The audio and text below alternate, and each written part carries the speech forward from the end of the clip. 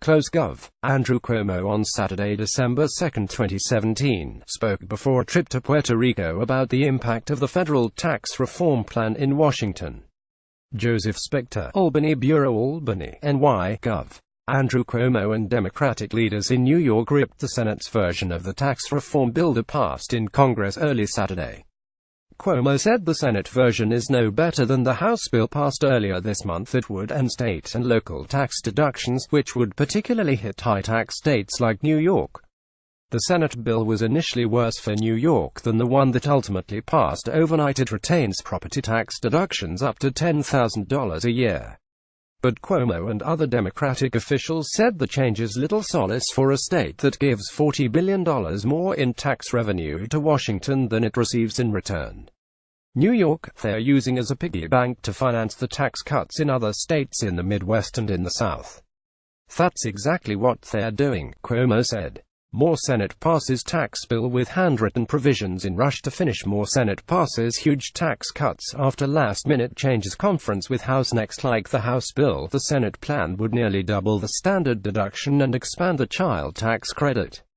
It would let tax filers deduct mortgage interest up to $1 million, while the House bill would cap it at $500,000. The Senate bill would also repeal the individual mandate to buy health insurance under the Affordable Care Act, a move that would impact New York's robust health exchange that enrolls more than 4 million people each year.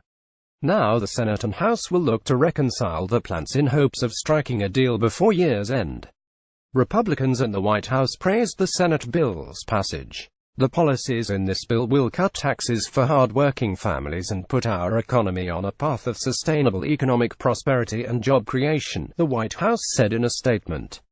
For New York households that itemize the taxes, limiting how much they could deduct would have significant impact on people's finances, especially downstate, which has among the highest property taxes in the nation. For example, the average property tax bill in Westchester County is $15,000, the most of any county in New York, a report last month from State Comptroller Thomas DiNapoli said. If a final bill is approved and signed by President Trump, state and local governments, as well as schools, fear a loss of tax revenue, as well as pressure to lower municipal taxes to offset the cut in income tax deductions.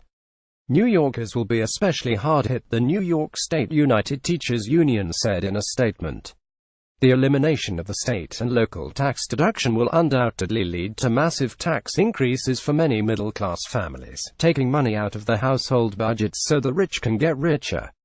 Cuomo and other Democrats have pressured Republicans in Congress from New York to reject the tax reform.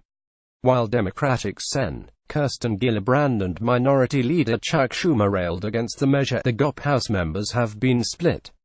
4 of the 9 members voted for the bill last month. Thank the fight isn't over.